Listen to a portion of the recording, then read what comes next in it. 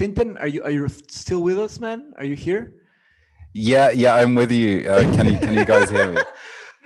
Yo, bro, you can turn on your camera. What's up, man? Hi. Hi, man. That What do was you think? good stuff. Was good, right? Good. Yeah, congratulations. I'm very happy that you got to talk with Noam, that everyone else got to hear him as well, and also that you managed to keep it a surprise. Great. Yeah. Yeah, it was a surprise as well.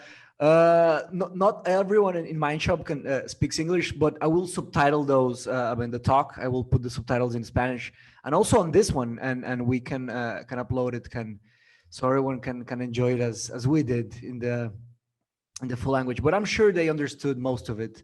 But yeah, so what do you want to talk, man? Now it's the room is ours. Well, I have so many reactions to what Noam has said. Overall, it's quite a bleak view, isn't it? But there's also lots of positive stuff as well. And if there's anything that I disagree with with what the professor said, it's that we're inheriting ruins. So we may be inheriting a society which is going to the dogs, where lots of things are going wrong and so on. But we're also inheriting a society which is exponentially growing, and which is still exponentially developing in terms of population and technology and information exchange and so on. So it would be quite tranquil, I think, if we were about to inherit some ruins, but the future is going to be a lot more chaotic and a lot more messy than that. Yeah. So it's definitely not going to be boring. So many variables, man. So many levels. Yo, I would just like to say that I'm having a beer right now. I think this is a moment to celebrate. And if you wanna pop one, feel free. And everyone, todos los demás, si quieren echarse una che, un vino, salud. Cheers for Mindshop. And Fintan, dude, thanks for being here. I know it's 1 a.m. in London right now. Well, is it 1 a.m.? Almost 2. Yes, it's nearly 2 a.m., but I would usually be up at this time anyway. Yeah, that's true. That's true. So yeah, what do you think, man? We can go over the questions if that's okay with you. Yeah, sure. If you have any questions for me, that's totally fine. I can react as we go along. We can go through them as well. So first of all, could you please give us just a brief introduction? Of your academic background and what you're working on right now. Just generally. Yeah, sure. So this is great because I've actually just written a covering letter today, so I can just read out this bit. So I'm a cognitive scientist and software developer with strong experience in machine learning and web technologies. I have a deep interest in decoding brain function, and I sense that existing paradigms are limited in scope. I'm interested in work which tries to look at connectivity between different brain regions and work out how they talk to each other, because we know lots about how individual circuits work, but we don't know, for example, about how task switching is done or how you integrate things from different senses. My PhD work was on search for faces and object recognition in natural scenes at UCL with Alan Johnston. I then did 4 years of postdoctoral work on automated driving, about how we switch between. Can you mention the company or not? Car driving. Can you mention or not the company you were? Oh yeah, I can mention the company. It was funded by Jaguar Land Rover. Jaguar and Land Rover. But they don't have they don't have the right in this country to actually put automated cars on the road yet, like you can in America. So we had to stay on the test track, and it was a bit difficult. I'm now a teaching assistant at Imperial College, and I also collaborate with some philosophers at New College of the Humanities. Yes, I remember the New College of Humanities. That's where Patricia gave did she give a lecture in one of your classes, right? Clinical psychology. Yeah, we were very happy to have her on board for a guest lecturer. Yeah, in clinical psychology. Yeah. Man, so my first question to Chomsky, and I guess we can talk about a few of those, is about the proper skills an academic and intellectual needs to develop across the years to do substantial work, because it's a labyrinth out there. We live in a world, as I put on my personal statement, of an excess of information and disinformation, right? So it's really a matter of a jungle of information. So What can properly what can be a kind of a guide to develop useful, proper, well-structured work on your field? What have you noticed that works? It can be very difficult nowadays. In the old days, it was easy. You just got a book and you'd put it on your bookshelf and then you'd be reminded to look at it. But nowadays, if you read a paper, you might never see that paper again, ever. Even if you store it somewhere on your computer, you might never come across it again. So it's very important to keep track of information and to synthesize it somehow. We can spend a lot of time just reading things online and then not taking notes on it or anything. And because it's not physical, it doesn't come around. We don't have to clean up our desk later and we come across the thing again. So it's really important to do some kind of synthesis, and experimental results have borne this out as well. When you ask people to write something down when they're learning it, rather than just type it out on the computer, they remember it much better, especially if it involves putting together different concepts. So we are lost in this. It was E.O. Wilson said we are drowning in information, but starving for wisdom. And you need to just sort through this somehow. This applies as well. I just did a podcast about social media and essentially how to— I heard it all. Your family from completely getting addicted to social media. And the main point we had there was you just have to make one small change to your notifications and it makes life a lot easier. So you don't have to kind of give up everything and start hating on social media. You just need to put your phone on silent or turn your notifications off, and things change in quite a big way. So you just need to make small changes in the right place. Yeah, definitely. And on that podcast, the woman that introduced you, that interviewed you, she went blind. Is that right? And then she got her eyesight back or something like that? Yeah, Vanessa Potter. So she was very unlucky to suffer from, as you say, temporary loss of vision, but then very lucky to be able to recover it. And because she's so curious and engaged, she contacted some researchers at Cambridge to find out what was going on and get a better chance of getting through it by understanding what was going on. Wow, it's crazy, man. I'm gonna share this podcast with the rest of with the society. So on the second question that I asked, it was essentially about, I did some research on the professor, and I found that on the Vietnam War, he wrote a letter to the government, to the US government, and it was called The Responsibility of Intellectuals. And he said, well, he says many things. To him, I asked about one aspect of the letter. But one other aspect is that, in a way, intellectuals have a very precise metaphorical eyesight. Like they can see things that other people cannot, you know. Do you think there is a moral burden on having that kind of information, of wisdom, as was mentioned?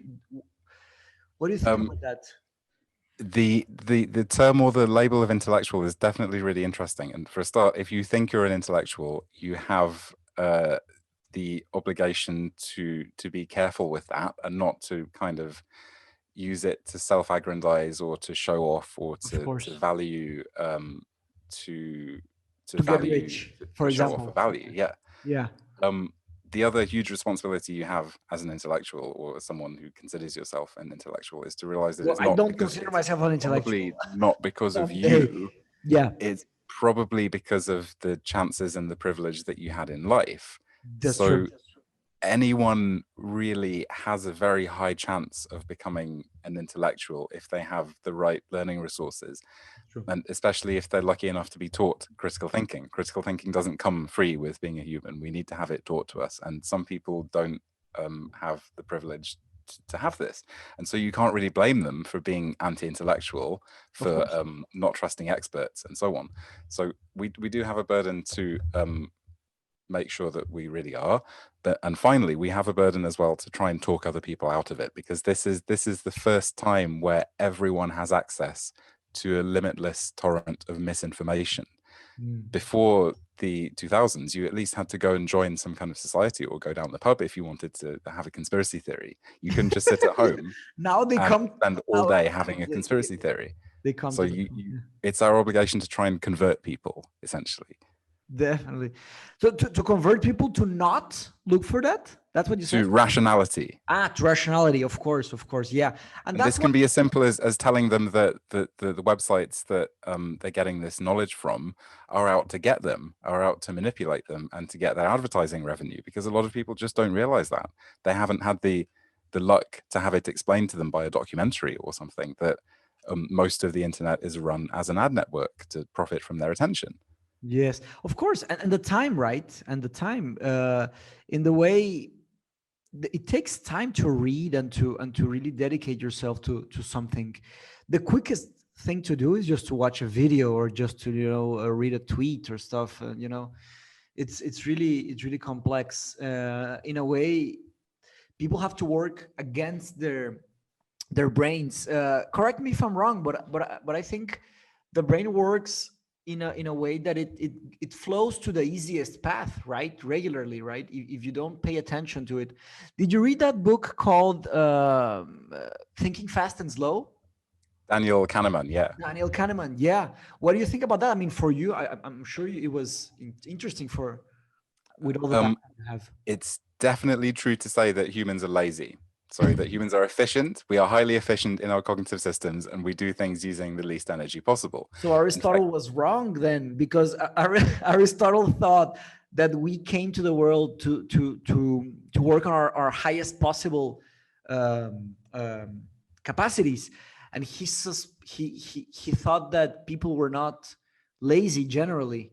Well, I think this has to be what we try to do, because without setting it as our life purpose to achieve something, it's unlikely that we will, because we did evolve in an environment where it was quite a good idea to lay around for a lot of the day. To chill, yeah. And we're not going to get over that.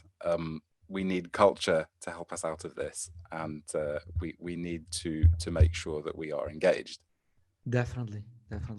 So on the next question, I spoke about the Enlightenment, about Kant, and on his essay on what is the Enlightenment, he speaks about the part essentially that enlightenment is the release from our self-imposed shackles, right? Like the dogmas and stuff. But then I'm sure you saw that Chomsky took a very dire turn on the European colonialism and stuff. That was tough, right? But I mean, what do you think about that? It was pretty straightforward, no? I mean, you heard him. Yeah, well, there's some interesting points there. The Enlightenment, a lot of things were rediscovered that we knew about before. So a lot of it was the undoing of centuries of burning books and destroying manuscripts and so on. But what's interesting is that there's always been this conception that intellectuals have to rebel against the current state of ideas, and they have to go and cause trouble and destroy things. And that's exactly what all the conspiracy theorists now are doing. They're causing trouble and destroying things. And this feeling that you get as a philosopher when you realize that society is set up a certain way because it's evolved this way, or because this is a capitalist system or something like that. When you realize, in other words, that there is something going on, and this is a philosophical theory or an economic theory that you've discovered, this is very similar to the feeling that conspiracy theorists get when they think that there is something going on. I'm pretty sure. And so they are just following this innate desire to find out the truth and to rebel against the current society and to throw a spanner in the works of the current system, except that they're not going on the right facts. Yeah. It's very tough. There are potentially infinite different ways of looking at the world, and only because some people are based on some facts, no one really gets all the facts. And we have to admit as philosophers that there is no such thing really as fact, but there are definitely things which we can say we don't know, and there are things we can say someone is saying this to profit for themselves. And yes.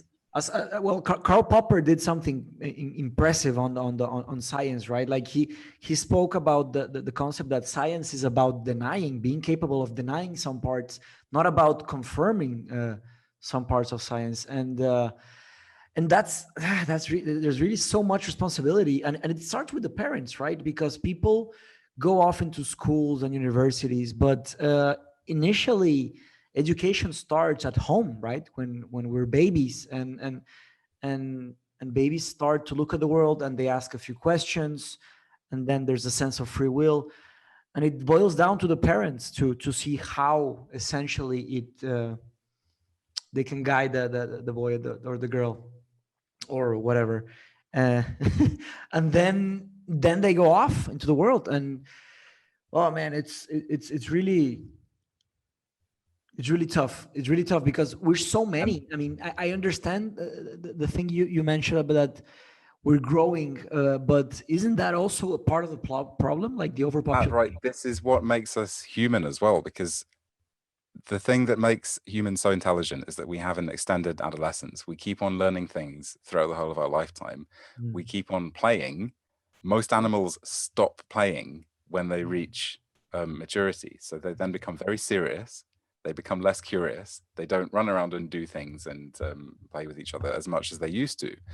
Humans are one of the only creatures that keep on having this curiosity throughout later life. And this is what means that we require so much care as children. We take such a long time to leave the home. It's years before we can even walk on our own or be independent. We've traded the short-term gain of being able to act quicker and to run around faster for a long-term intellectual gain. And this is what we have to do in our personal lives as well. We have to trade these things off. Yeah, that's an interesting point. I never really thought about that, but yeah. And the concept of play is really essential to create, right, and to discover. I recently stumbled upon the Bloom's taxonomy of learning. I'm sure you've heard of it. That is like a pyramid. Yes, the matrix. Yeah, and the bottom it's remembering, and at the top the highest intellectual is to create something. But in order to create something truly original, I mean, how can you grasp something that doesn't exist? Like playing is one way. Yeah, that's pretty cool. And if we're talking about what makes people geniuses and what makes people intellectuals, lots of the most famous and well-known teachers in science have said that you have to go on playing and having fun with stuff. A lot of them have hastened to add that it is about 60% work as well, and that you do need to sit down and actually do some maths occasionally. But playing is very important. Wow, it's pretty cool. Yeah. I mean, we can't really ignore that fact. Remember the phrase we spoke back in London of David Hume about the repetition of any activity never will arise a new original idea. In order to arise to new original ideas, we must weave our thoughts together. And I think that's totally true. Like, how can one person really do something original? So I want to talk about a little bit, changing subjects a little bit, about Chomsky's book. You impressed me when you told me that you bought the book and you read it in like what, 5 days or 6 days? That was crazy, man. How do you do that? Well, it was a very compelling narrative, and it felt like sort of a conversation between the different authors as well. And it's just it's great to see that these ideas are becoming completely mainstream and that everyone's reading them. Yeah. And that everyone is starting to realize more that we need to do something about the environment. True. And of course, there's more doom and gloom now because it's getting much more serious. But it's good to see that it's not just Greta who is making these hellish predictions, because this is what we need to get people moving. Yeah. There is an interesting explanation for all of this if you think about why we hold our beliefs in more of an ecological framework. One of my favorite ideas about human intelligence is that we didn't evolve it to hunt. We didn't evolve it to recognize objects or to recognize fruit. We evolved it to gossip. Because this explains a lot of the features of intelligence. It explains a lot of the things humans enjoy, and it explains why we're so good at modeling what each other are thinking and trying to outwit and deceive each other.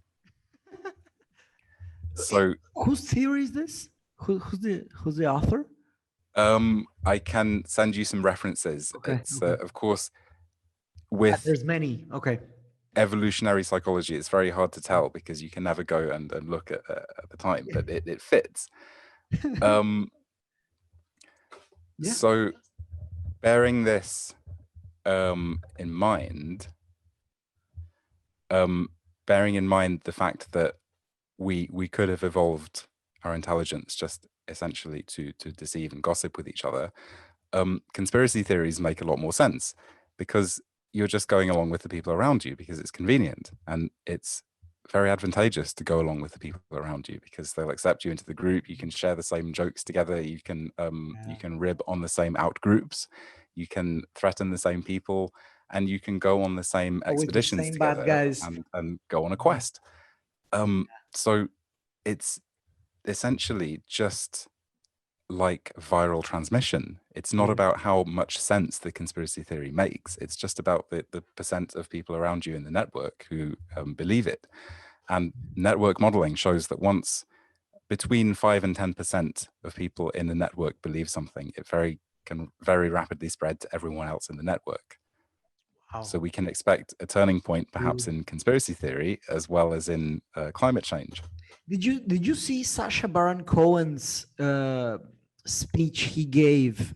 He just received an award. I mean, not just he received the award like, I don't know, 6 months ago or perhaps a bit more.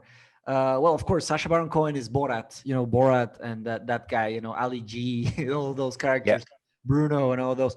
Essentially, he gave a great speech, out of character, or as he would say, on his least famous character, which is Sacha Baron Cohen. Yeah, that guy is fucking hilarious. Well, it's always interesting to remember as well that he's the brother of another Baron Cohen, who is a famous neuroscience researcher on autism. Are you kidding me, man? Wow, I didn't know that. They didn't really follow the same points of view in life, and I think either of them, they both think that they chose the best career. Oh, of course, I guess. I saw what he did to Giuliani, but I haven't seen his latest film yet. Dude, his latest film is crazy. But I think the first one is a bit better, but the second one is very, very cool.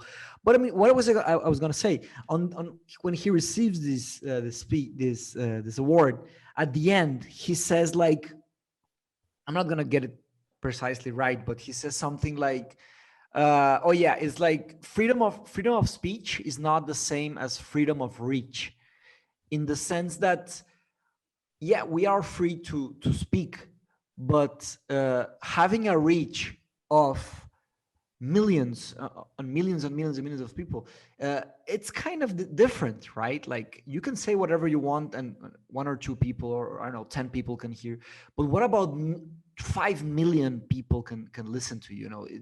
Should we allow that kind of This is really the big difference between all of the publishing systems that we've had before and all of the radio and broadcast media that we've had before and the internet. There aren't any barriers. You don't have to achieve a particular level of quality or niceness or politeness in order to go viral like you did to be broadcast, which means that everyone has a potential to go viral suddenly, which they didn't before, which means that everyone thinks that they can, and a lot of people try and go viral and waste a significant proportion of their life on it. Streaming, for example, streaming is of course a long tail distribution where the top streamers earn literally millions per year. But on the other end, there's a website where you can go and watch streamers who have no one watching them. And there are thousands of people on there who have no one watching them, and they're never going to earn anything. They're not learning anything from this. They're just going to waste their time. True. How many YouTube channels have like 5 or 10 followers, and like very, very slim? But I suppose, like, as you said, the promise of it really is something that pushes people, I guess. Yeah. So, well, moving forward.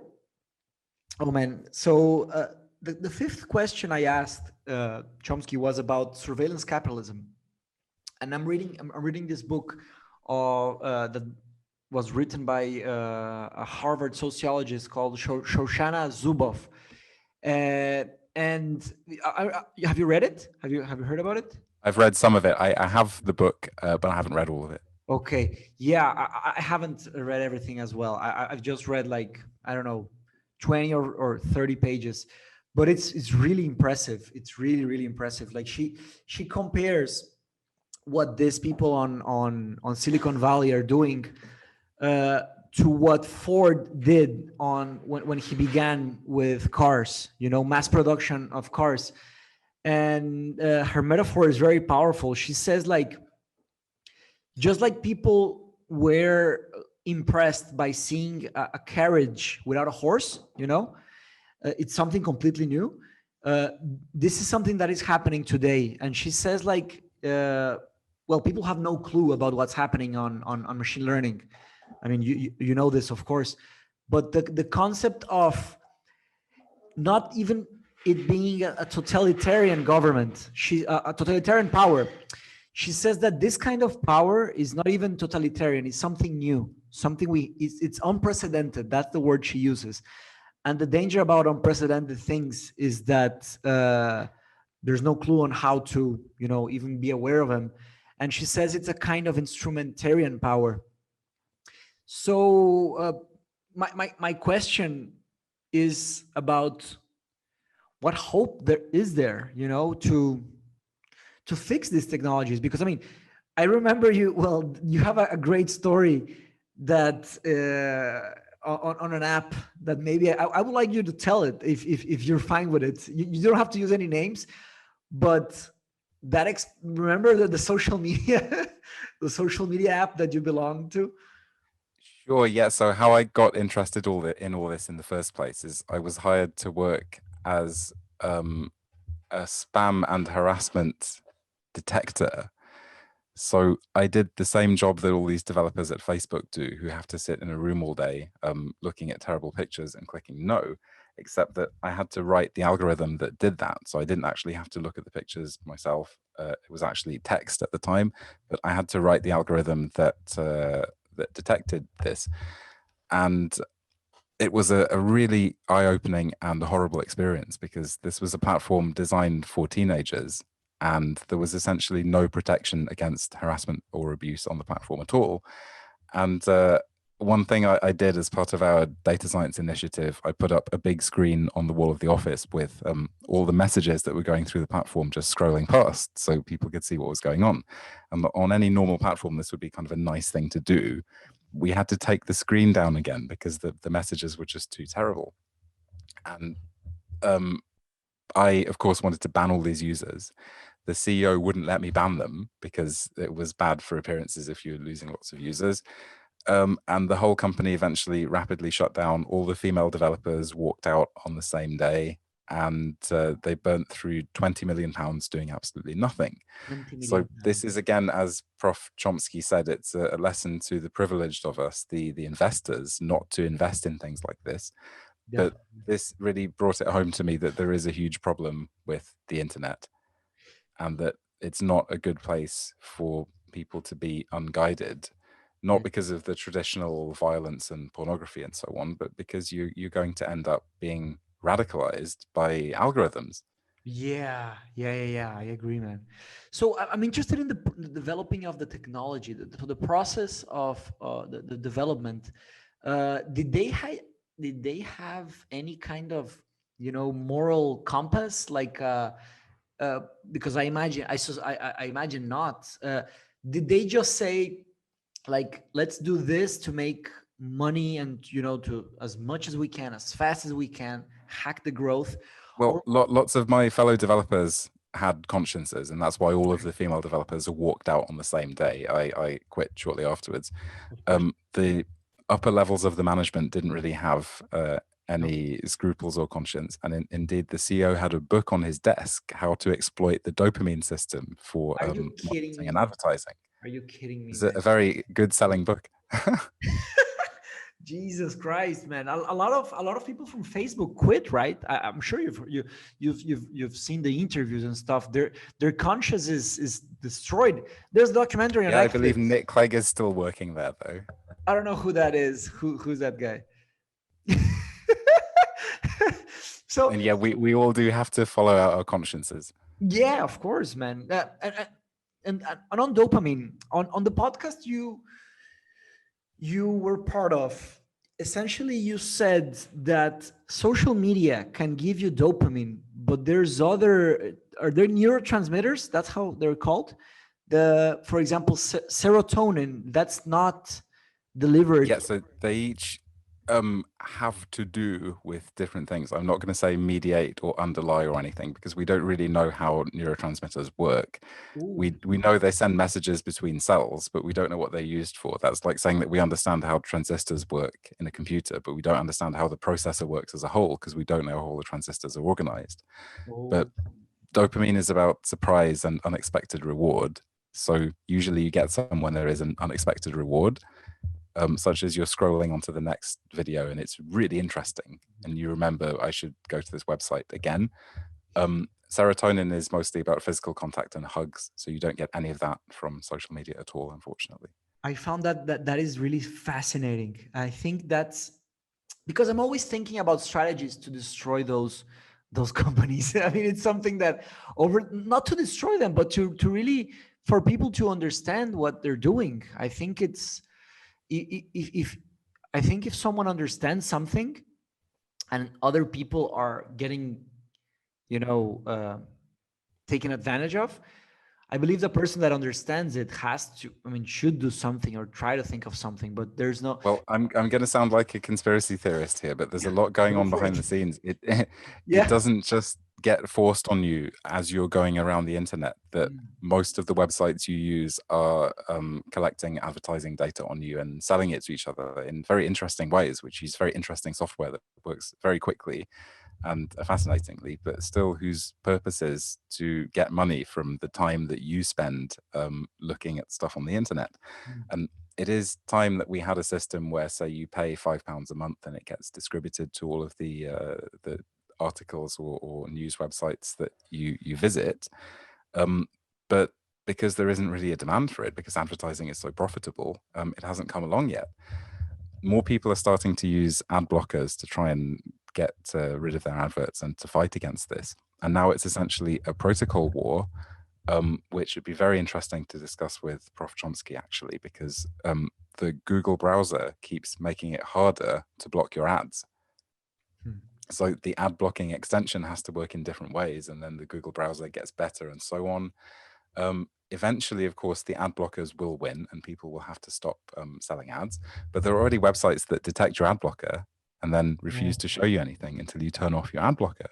So now we have to block that. So it's all very interesting, and who knows where it's going to go.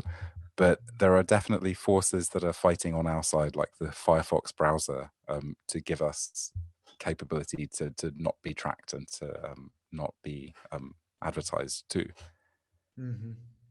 Yeah, definitely. It's an eternal war. I've installed a lot of softwares. I mean, add-ons, right? Like to the browser. There's one called Ghostery. There's the classical ad block, and there's a few more. I installed a recent one that could interest you. It's called Read. What was it like? Here it is. Just Read.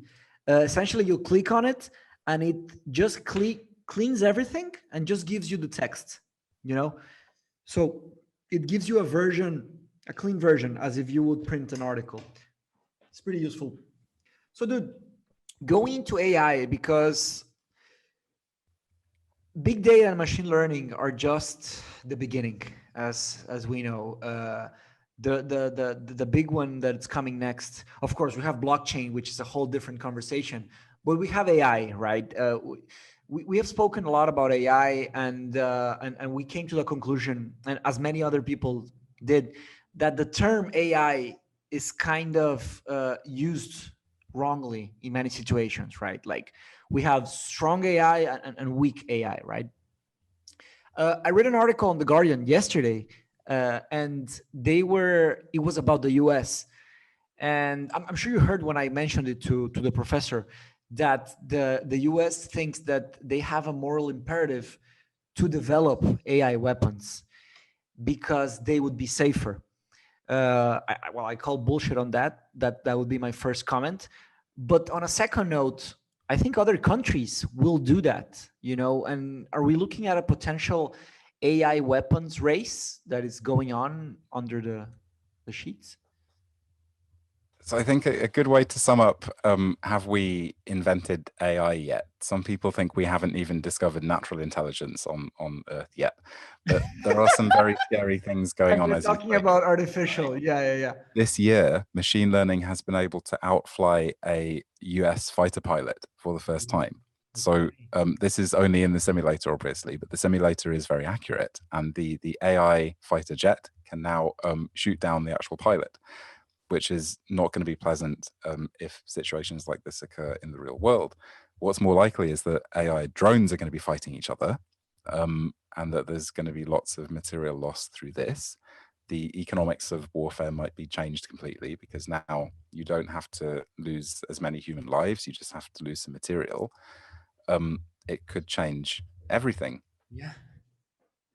Yeah, definitely. I mean, it's going to be billions and billions of dollars and pounds. But the question is, I mean, who would fight each other?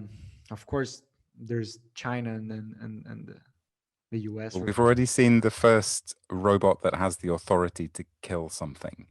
Really, it's still in charge of a physical officer. So there's a human officer who's still responsible for it. This was in Israel, but there are already robots which are authorized to shoot people. Yeah. There was a very good fake clip a couple of years ago as well, where some drones with explosives come down, and they showed how easy it was. And I have thought since then, why hasn't this been used as an actual vector of attack? Of course, it has against Maduro. So his security team shot down a drone with a net a couple of years ago. And recently we shut down the whole of Gatwick Airport because some drones were sighted. And it turned out to be almost certainly later the police that put the drones there in the first place. Someone reported them because they didn't know. But we're going to be seeing lots more weird events like this. Definitely, man. Dude, so turning a little bit to the coronavirus thing, how are things in London? What's been happening? And because there's this new strain, right? And our history professor. Hi. I don't really know. I haven't really been out of the house since the beginning of the pandemic. So I couldn't tell you, because again, I'm privileged. I don't have to go and work somewhere in the physical world. I can do it online. Yeah. So it's definitely quite a quiet atmosphere overall. But we are very lucky here as well to have a nice socialist national health service. And I think I would be a lot more worried and scared if I was living in America. Yeah, definitely. Yeah, the NHS is going to take care of the vaccine eventually, right? I think the projection is for summer to have a great deal of the country, if not all, of the most risky people, vaccinated. Which doesn't include me, but it's interesting to see that there's already talk of a trade war with the EU. It's barely been a couple of weeks since official Brexit, and already there's some arguments over who gets more of the vaccine. Yeah. So who is producing the vaccine? Do you have that info? Some of it's being produced in the UK. I think the AstraZeneca version, and some other versions are being produced in Europe. There's also many millions of doses being produced in India. And they also got into trouble because they wanted to keep half of the vaccine they produced for India and send half to the rest of the world. And what are the ethics of this? Yeah, it's very complex. It's practical ethics, and it's a very difficult formula to make. It's like, it's a trolley problem multiplied by 10 dimensions and 100 factors, But yeah, man, here in Mexico, it's tough because there's a lot of misinformation, and of course, there's no general healthcare service that takes care of everyone. So it's actually every person for themselves. There's not really a lot of accountability on many cases, and yeah, some people are really afraid, and it sucks, man. It sucks. But on a brighter note, let me just ask you one last question as we finish this. You are the second speaker on our society, so I plan on asking every speaker that comes here to our quarterly meetings. Of course, you have a lifetime membership for Mindshop whenever you want to come. and Professor Noam Chomsky has a lifetime membership as well. I hope he... Great. I'm going to send it to him as well. I hope he comes back someday. It would be nice. And I hope you come back, of course. We have also some debates. For sure. So you can practice your Spanish. I know you're starting to speak Spanish, so you should you should sharpen it. So when you come, es necesario practicar. Claro. Sin práctica no hay progreso. Yeah. So when you come to Mexico, you can talk to the rest of the members that are listening to you right now. But my question is, we're going to write our vision, right? I don't know if you got that first bit on the Spanish part of the meeting on the beginning. Yes. And of course, I would love your feedback on how we could write a vision. 2,500 años. ¿No? Exactamente. Yes, 2,500 years. That's a low goal. We're going for 10,000 goal, 10,000 years and so. Now, well, you know the Aristotelian Society in London. It's actually near UCL, and they've been going on for I don't know what, like 300, 400 years, something like that. It's really impressive, and it's still going. So why can't something like this exist on other parts of the world? And essentially, that's the kind of vision that I want to write. But there are some major challenges, obviously. So what could you tell us about, could you share some thoughts on what do you think would be proper principles or design axioms, like ways of thinking and systems that we could implement for the society to outlive us all? Let's put it that well, you definitely need some kind of system that's more powerful than any of the people running it, so that, say, the next generation can't decide to sell the society to someone else, or to sell out the society or commercialize it. But then you don't want to be too rigid either, because things are going to change. People are going to have different demands in the future. If we all want to learn philosophy via virtual reality or something 50 years down the line, Mindshop has to be resilient to that as well. Mm-hmm. In light of recent events, I can say you couldn't go wrong with something like the American Constitution. That's been pretty resilient over the last couple of years. Then centralization. Or what aspect do you think about it? The decentralization. As in that there should be voting power. No one should have everything. There should be some sort of majority. But I think overall, the thing that a society has to have is communication and cohesion and people talking to each other. And hopefully you can build that into the system in a way that it will stay interesting. Definitely. Yeah, communication. So we're doing the neuron system. Well, now it's called the synapse. Did I tell you about it? Do you remember that? Yes, we had a chat about it. Yeah, about a knowledge exchange and stuff. So that's going to be part of the solution, definitely. So some people are thanking you on the chat now that we're going towards the end.